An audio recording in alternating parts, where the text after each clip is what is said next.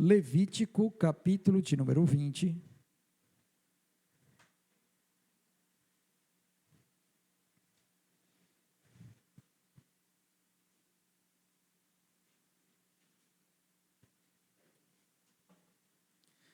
Levítico, capítulo de número 20.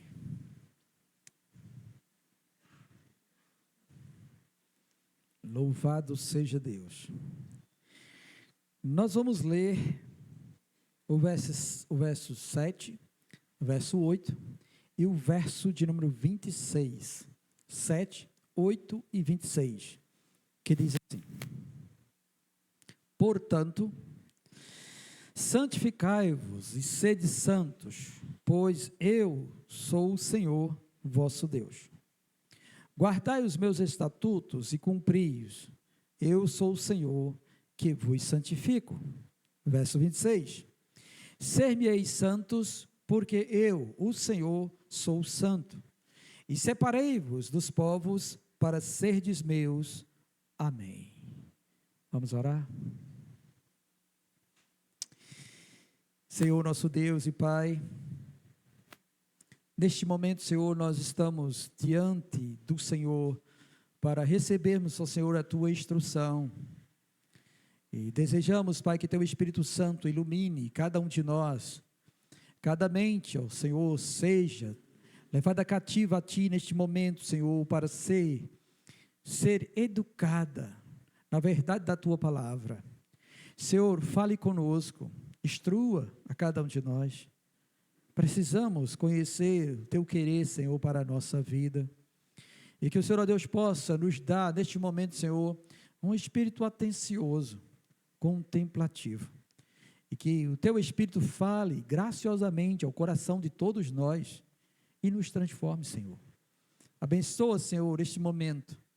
E faz, ó Deus, com que todo impedimento seja retirado, Senhor, do nosso meio, da nossa carne, ou de tudo que está diante dos nossos olhos, dos nossos ouvidos, para que nada venha nos distrair, Senhor, mas que o Senhor, ó Deus, possa edificar-nos na Tua santa e graciosa palavra. Concede-me, Senhor, a sabedoria do alto, em que Teu Espírito Santo me guie nesta hora, em nome do Senhor Jesus Cristo. Amém. Louvado seja Deus. Bem, como os irmãos sabem, nós estamos refletindo acerca dos atributos de Deus há um bom tempo. E já falamos sobre justiça, sobre ira, sobre onisciência, sobre veracidade de Deus. E hoje nós vamos falar sobre a santidade de Deus e a sua relação conosco. A santidade de Deus e sua relação conosco. O que isso tem a ver conosco, tá bom? E aí, olhando para a definição do termo santidade na teologia, ela diz respeito a dois aspectos. O primeiro é a singularidade de Deus, que Ele é separado de tudo, e também único. Então, esse termo, singularidade, tem a ver com Deus ser o único ser existente como Ele é. Nós temos nossos semelhantes. Vocês são semelhantes a mim e eu sou semelhante a vocês. Deus não tem ninguém semelhante a Ele. Ele é único, tá bom? Ele é Deus, o único Deus verdadeiro. Não há nenhum outro ser que possa equiparar-se a Ele. Nós sabemos da existência de anjos. Então, tem anjos que são semelhantes a outros anjos. Tem alguns anjos que têm um diferencial de autoridade e poder na sua hierarquia, mas existem outros semelhantes a eles. Mas, no que concerne a Deus, não existe. Só Ele é assim. Por isso, Ele é santo, tá bom? Triplamente santo. Porque não existe outro Deus semelhante ao nosso Deus. Só Ele é o único e verdadeiro Deus. E acabou-se. Nós não encontraremos outro ser semelhante a Deus. Nós sabemos também que esse Deus, ele se manifesta, ele se revela a nós pela Trindade, Pai, Filho e Espírito Santo, sabemos disso, tá bom? E que os três são Deus, e em todos os três existe a mesma natureza, essência, poder, e todos os atributos são também dos três, e eles, três, são Deus. Pronto, acabou-se. Ele é Deus, o único Deus verdadeiro. Não existe outro como Ele. Amém? Esse é um aspecto da santidade de Deus, tá? O outro aspecto da santidade de Deus tem a ver com uma ética, é o aspecto ético, e que diz respeito a Ele eternamente querer manter-se e se mantém em sua excelência moral, aborrecendo o pecado e exigindo de suas criaturas que seja semelhante a Ele em sua moralidade. Tá? Esse é o outro aspecto da santidade de Deus que tem a ver conosco, essa relação conosco. É que Deus, Ele quer manter sua excelência moral e mantém. Deus é o único ser perfeito. Não existe defeito em Deus. Não existe maldade, pecado em Deus. Deus, Ele é o padrão excelente de moralidade. É Deus. Somente Deus e mais ninguém. Por conta disso, Ele aborrece o pecado. E aí o pecado não pode subsistir na presença dEle. E aí vem a expressão de que Deus aborrece o pecado, ou odeia o pecado. E que por conta disso, Ele reage ao pecado, derramando o seu juízo, onde entra o atributo da justiça e da ira de Deus, manifestando o seu juízo sobre todo o pecado. Então, não há possibilidade de comunhão do pecado com Deus. Deus não aceita isso e Ele aborrece cotidianamente o pecado. Ele se ira todos os dias contra o pecado, tá? E também Ele exige de suas criaturas que elas venham a ter o padrão moral dele. Esse é o outro aspecto da santidade de Deus.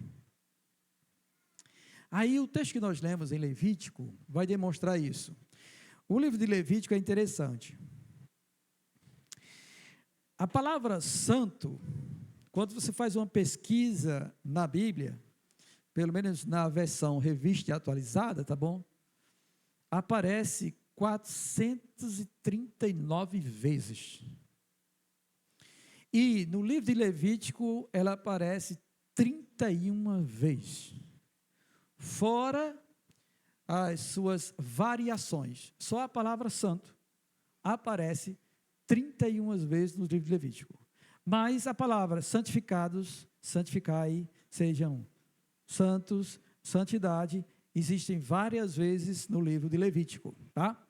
E o livro de Levítico, ele foi escrito logo no início, quando Deus tirou o povo do Egito, que encaminhou ele pelo deserto, fez uma aliança com ele, e aí diante da primeira geração que Deus libertou, ele deu seus mandamentos e suas leis para que o povo viesse obedecer. Daí nós já entendemos que quando Deus começa a falar desta maneira, nós vamos compreender que a santidade de Deus, ela é revelada através da lei de Deus. Então, se alguém quer aprender como ser santo, é só olhar para os mandamentos de Deus, porque os mandamentos de Deus revelam a santidade de Deus, tá bom? Os mandamentos de Deus revelam a santidade de Deus. Aí olhem só o versículo que nós lemos, tá? No verso 8 diz: guardai os meus estatutos e cumpris, eu sou o Senhor que vos santifico. Então, nossa santificação tem um ponto que tem a ver com a guarda dos mandamentos de Deus. E aí, para aquele povo ser santo diante de Deus, ele teria que guardar os mandamentos de Deus. Isso demonstra já a relação que tem a santidade de Deus conosco. A santidade de Deus, ela é revelada nos mandamentos de Deus. Se alguém quer conhecer o quanto Deus é santo, estude os mandamentos ou a lei de Deus e você vai saber o quanto ele é santo. Porque ali ele estará revelando a nós sua santidade, ou o caráter santo dele.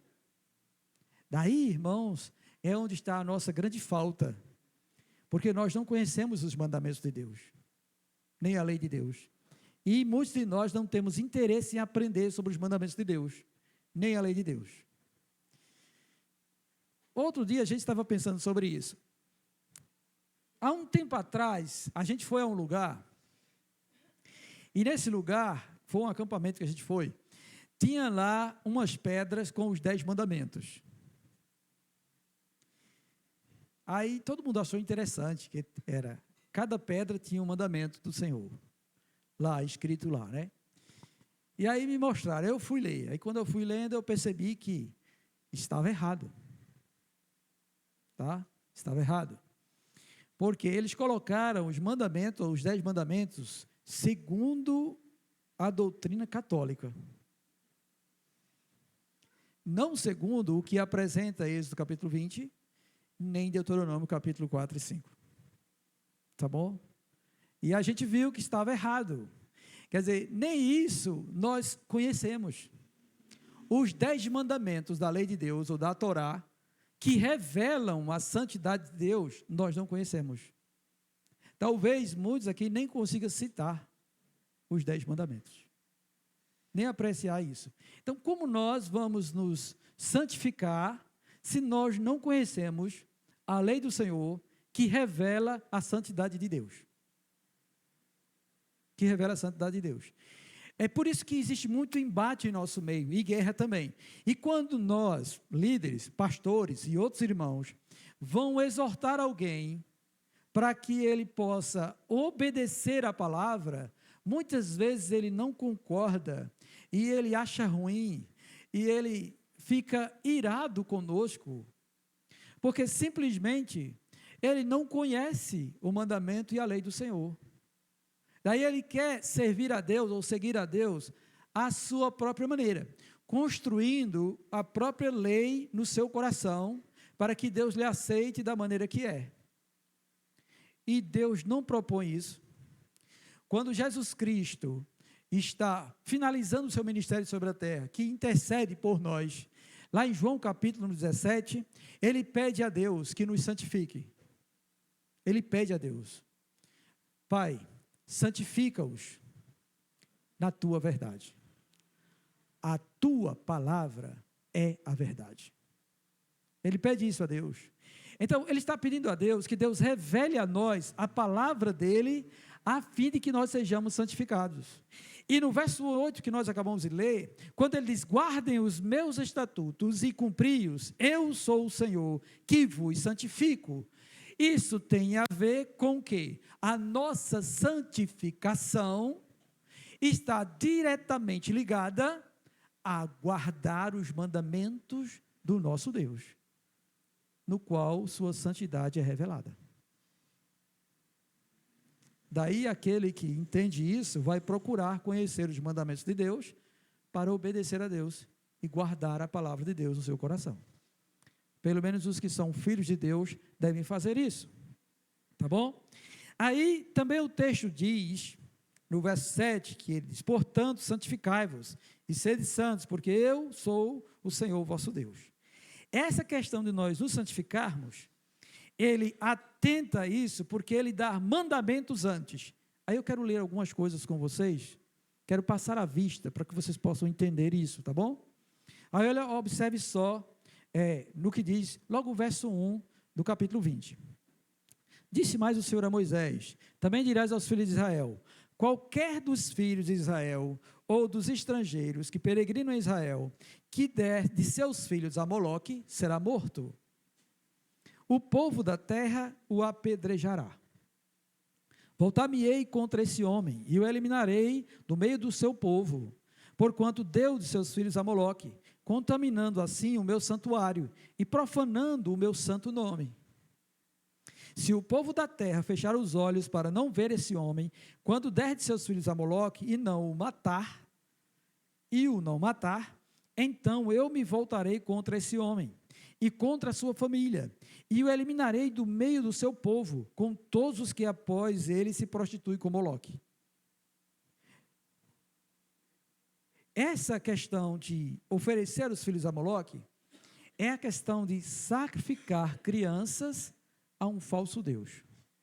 Moloque é um falso Deus, e havia naquelas nações, na terra de Canaã, pessoas que faziam isso. Pegavam seu filho e sacrificavam a um falso Deus, chamado Moloque. Matavam os filhos. O rei Manassés fez isso, e outras pessoas também fizeram isso. E vocês observam que Deus, ele abomina isso, ele não gosta disso. Será que hoje acontece isso? Em Pernambuco, tá bom? O pessoal da Umbanda andou sacrificando crianças.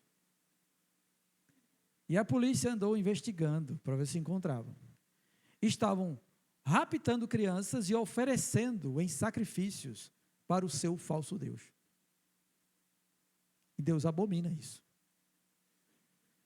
Deus abomina isso. A seguir, no verso 6, ele diz também assim: quando alguém se virar para os necromantes e feiticeiros para se prostituir com eles, eu me voltarei contra ele e o eliminarei do meio do seu povo.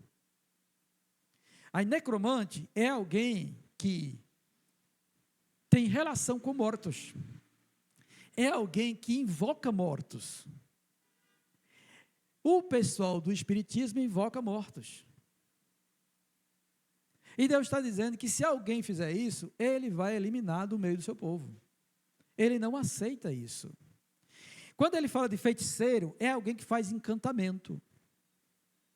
Pessoas que fazem encantamento. Aí não tem aquela história do sal grosso? É feitiçaria. Colocar galho de arruda, o trevo de 3 folhas, mandar figa, é feitiçaria. Pegar o pozinho de alguma coisa e espalhar assim pela casa para atrair paz ou felicidade ou qualquer outra coisa, é feitiçaria.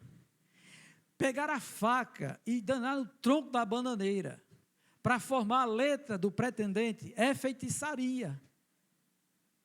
Tá bom? Feitiçaria. E todas estas coisas, Deus abomina. E a sentença que vocês veem aqui é que estes sejam eliminados do meio do povo. A sentença é essa. Quem faz simpatia é feitiçaria. Magia ou coisa parecida é feitiçaria, tá bom? Coisas que antes, no passado, até a gente cria e acreditava também, fazia, né? O solonguinho também é feitiçaria, irmãos. Onde já se viu? Dá 3 pulinhos que acha. E etc e tal. Então, a gente percebe que Deus olha para tudo isso presente no mundo, e já existia naquela época, na nossa época existe também, tá bom? E Deus está condenando essas coisas para o seu povo. Para o seu povo.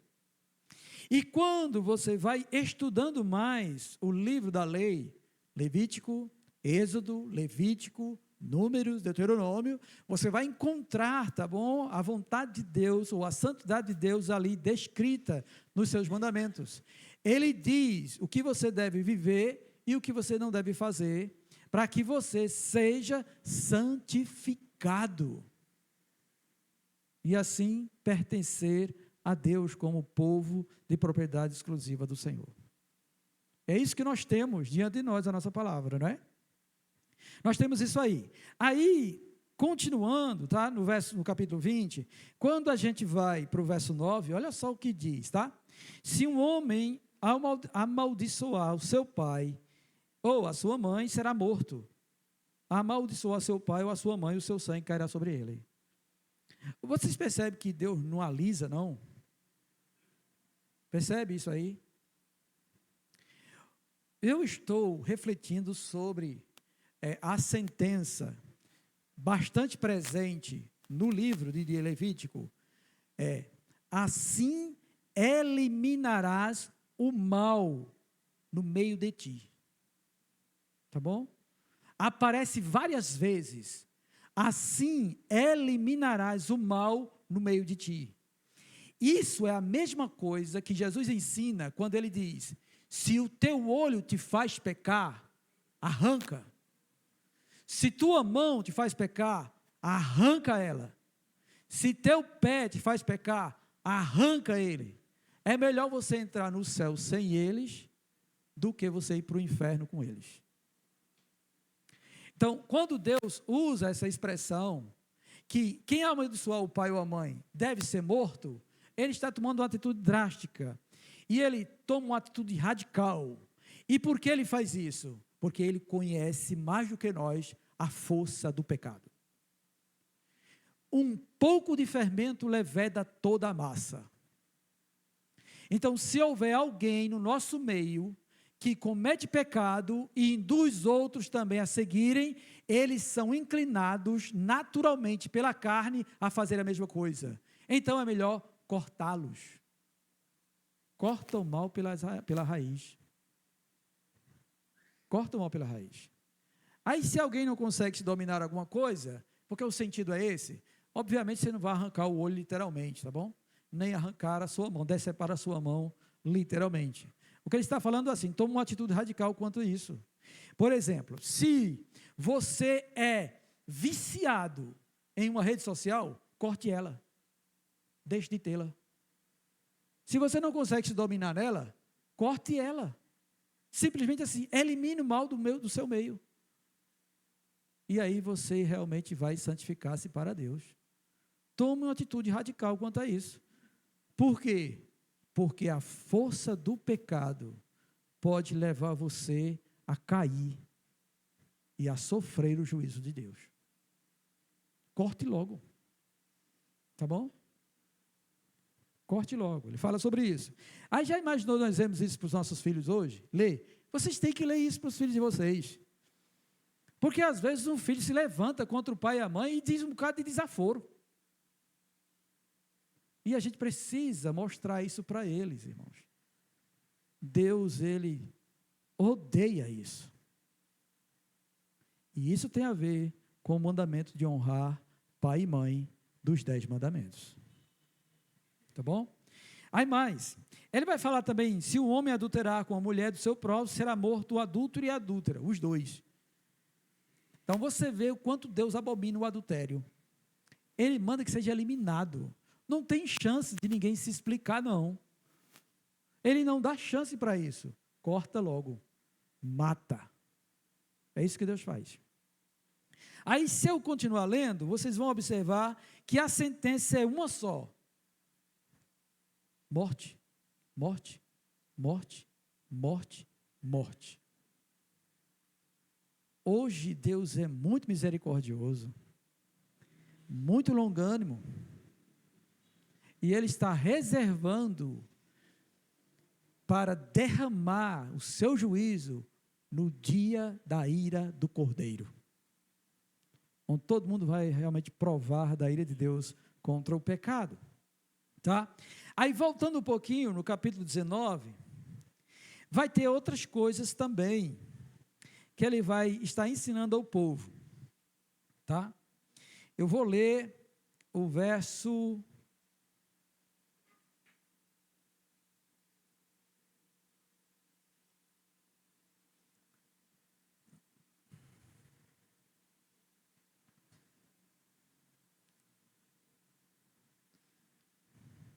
Não vou ler esse não, depois eu leio esse, eu vou ler esse outro.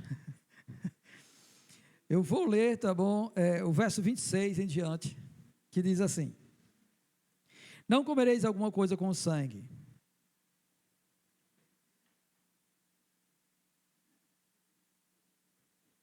Não vou entrar em detalhe agora sobre isso, tá bom? Sobre o comer sangue, né? A cabidela e as outras coisas.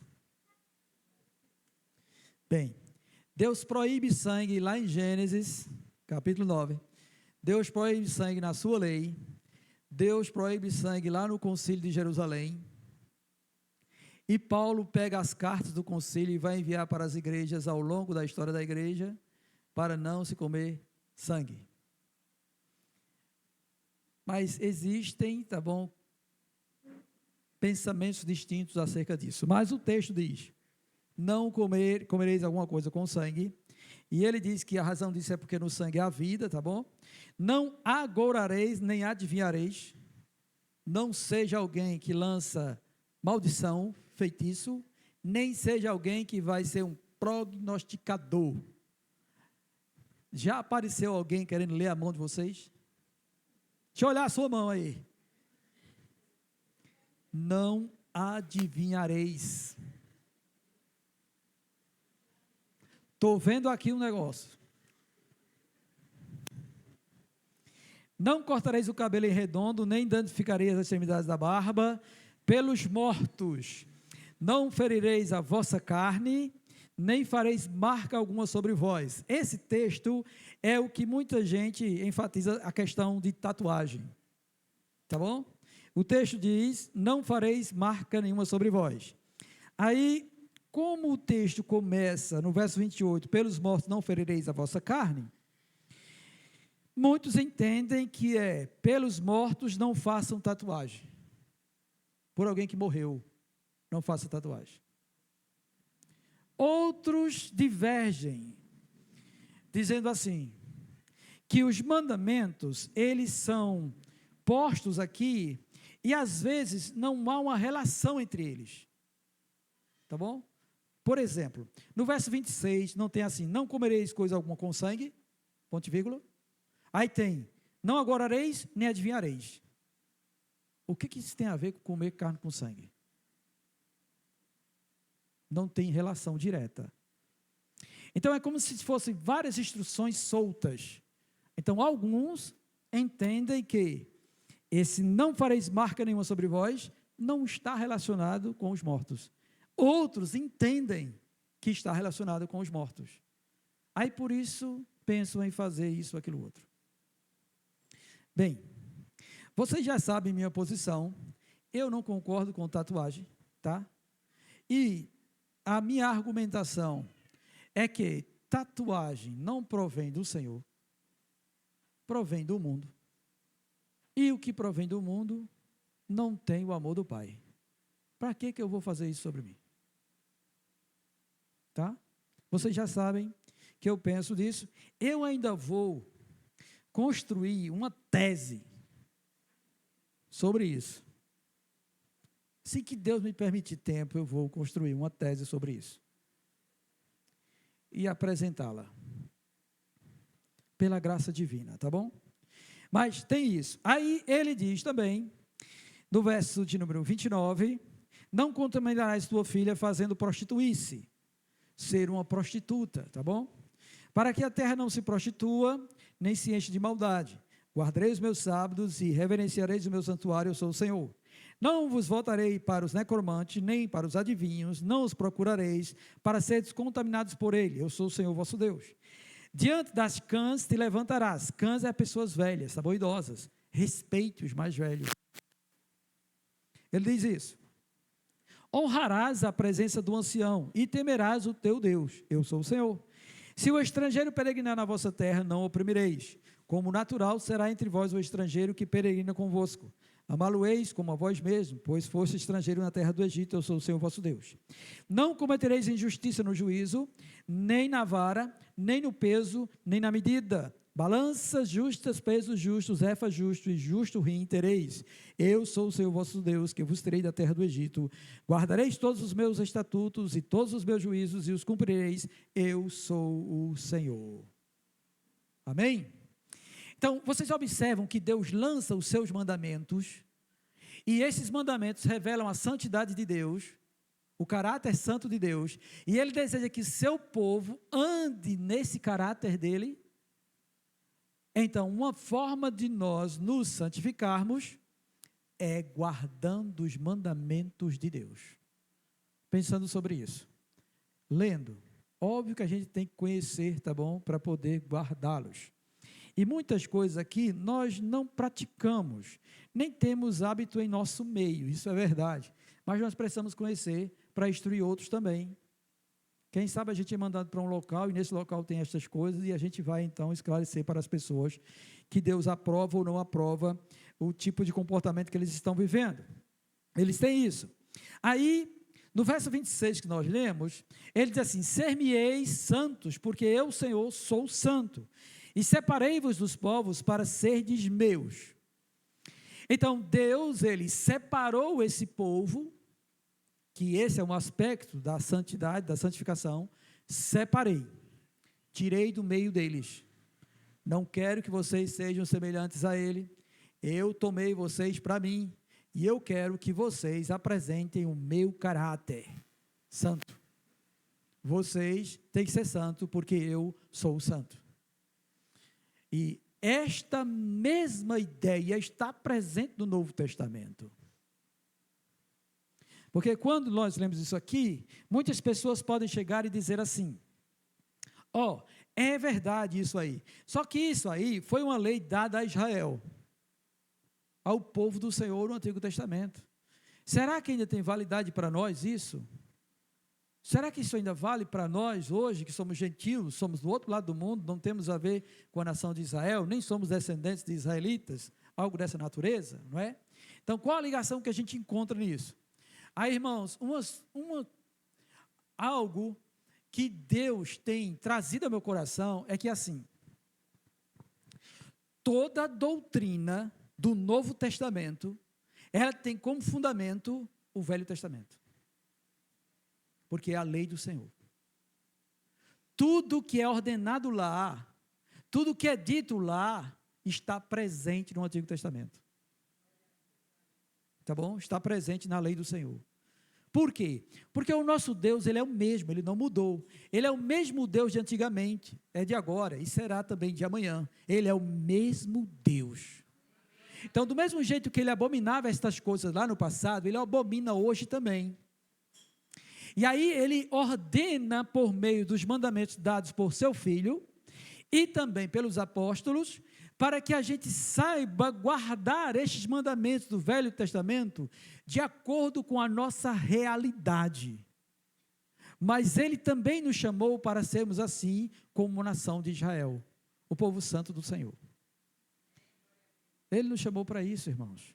E a gente precisa entender isso. Então, olha só, Deus, ele é um Deus santo, revela a sua santidade através de seus mandamentos, separa um povo, dá a esse povo os seus mandamentos, para que esse povo seja santo ou santificado, a fim de que realmente o represente, e seja considerado como seu povo, o povo do único Deus verdadeiro, para mostrar esse Deus às demais nações. Aí, uma das coisas que a gente percebe nisso também, é que você vai encontrar no livro de Deuteronômio, Deus dizendo assim, já para a segunda geração, tá? Ele diz assim: eu vou te enviar à terra de Canaã, mas você não fará como o costume daquelas nações que eu lanço diante de ti. Aí, ele vai dizer, tá bom, o que eles fazem. E a mesma coisa que ele diz aqui, eles oferecem seu filho em sacrifício, eles adivinham, eles consultam mortos, eles se prostituem, eles vendem suas filhas para cultos abusivos, orgias e tudo mais. Vocês são meu povo, e meu povo não fará como estas nações. Aí o mesmo princípio a gente encontra no Novo Testamento. Que associação há entre o crente e o incrédulo? Que comunhão há entre luz e trevas? A resposta todo mundo já sabe, não já? Não existe comunhão. Não existe comunhão. Não existe. E aí eu quero ler com vocês alguns textos do Novo Testamento que enfatizam essa ideia e que estão presentes, tá bom, também para nós, diante de nós, para nós vivermos. Então vamos logo para a primeira carta aos Coríntios, capítulo número 1.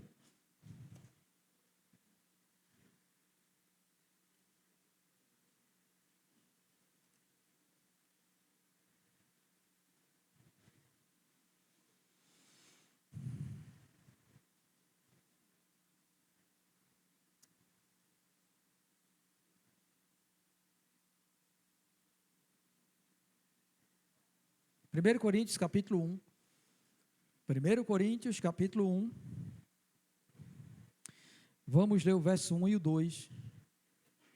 Verso 1 e 2, que diz assim: Paulo, chamado pela vontade de Deus para ser apóstolo de Jesus Cristo, e o irmão Sóstenes, a igreja de Deus que está em Corinto, aos santificados em Jesus Cristo, ou em Cristo Jesus, chamados para ser santos, com todos os que em todo lugar invocam o nome do Senhor Jesus Cristo, Senhor deles e nosso. A ideia, logo no início da carta do apóstolo Paulo aos crentes em Corinto é: vocês foram santificados em Cristo Jesus. É a ideia de separação. Lembra que Deus tomou Israel do meio de outros povos para ser dele, separou Israel para ele? Nossa separação, esse aspecto da santificação é feita por meio de Jesus Cristo.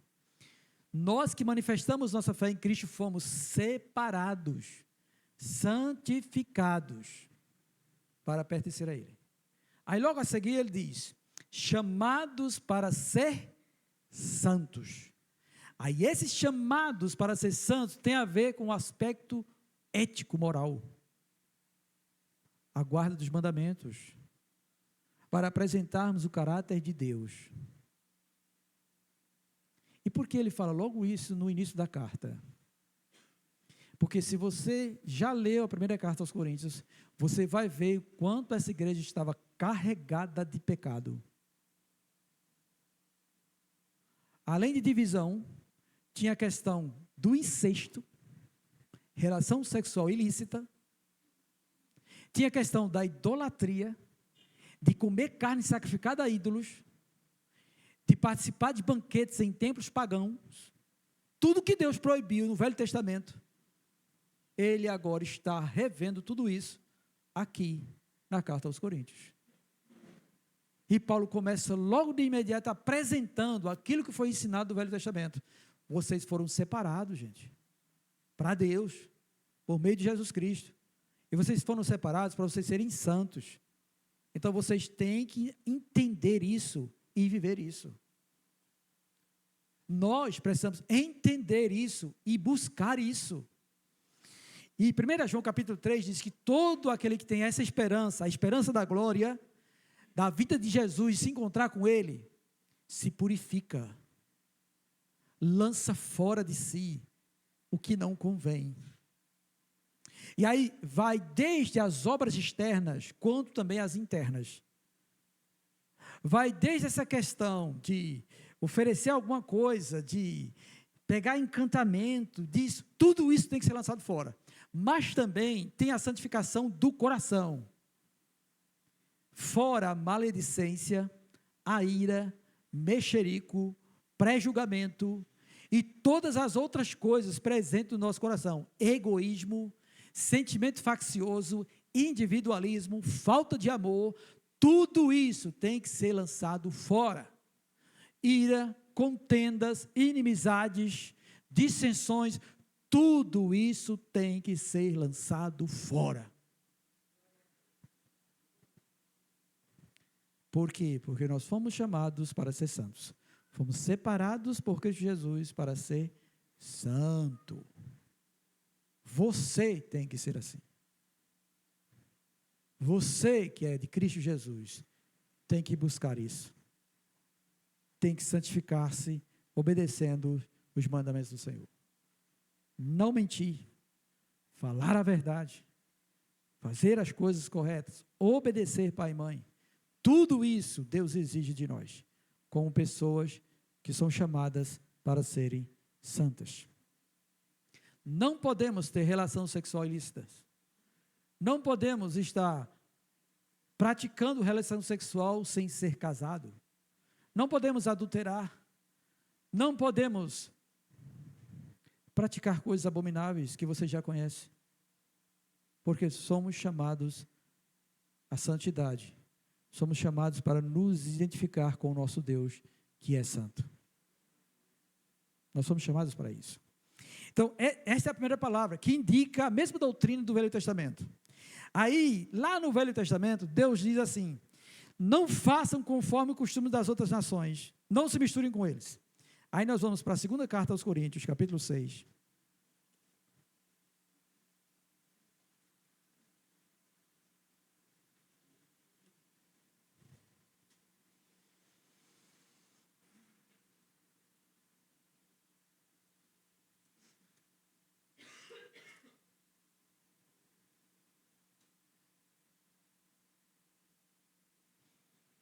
A partir do verso 14,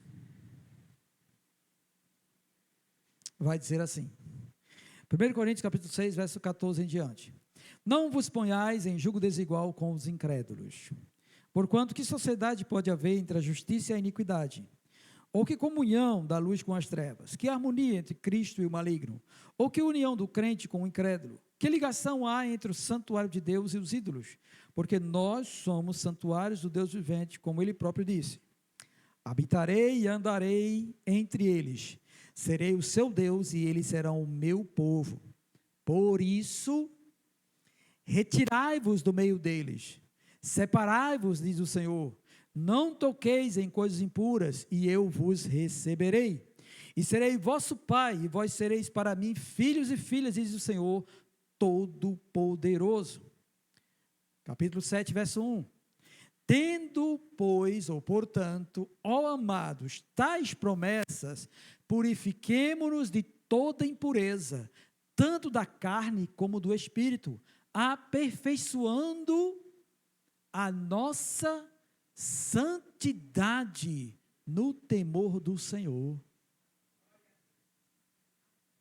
Percebe como é? É Deus dizendo claramente: não imite o mundo, nem as coisas que há no mundo.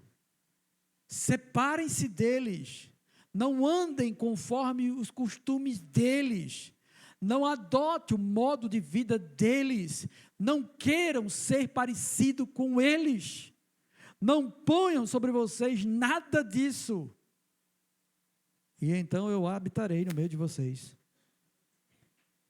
eu serei o seu Deus e vocês serão o meu povo, filhos e filhas. Ele até diz assim, e aí ele diz,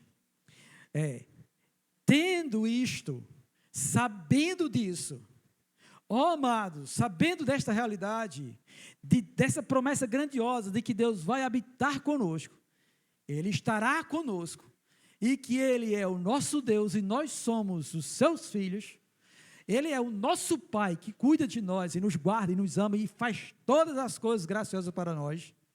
Tudo isso, tendo esta promessa, purifique-se de toda impureza, tanto da carne quanto do espírito. E o que é isso? Tudo que diz respeito a desejo da carne ou a aparência externa, lance fora, irmão. Aí aqui entra tudo que é indecente. Roupas indecentes, jeito indecente, palavreado indecente, lança fora. Por que que a gente não consegue ser simples?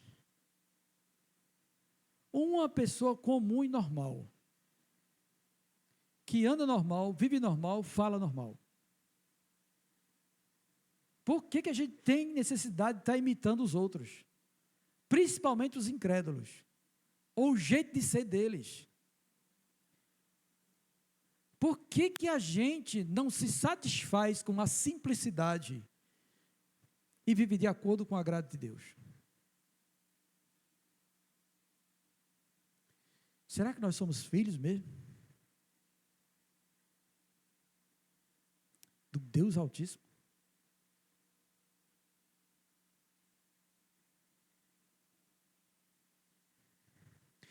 E no espírito é interno. Tá bom? Interno. E ninguém conhece o espírito do homem mais profundamente do que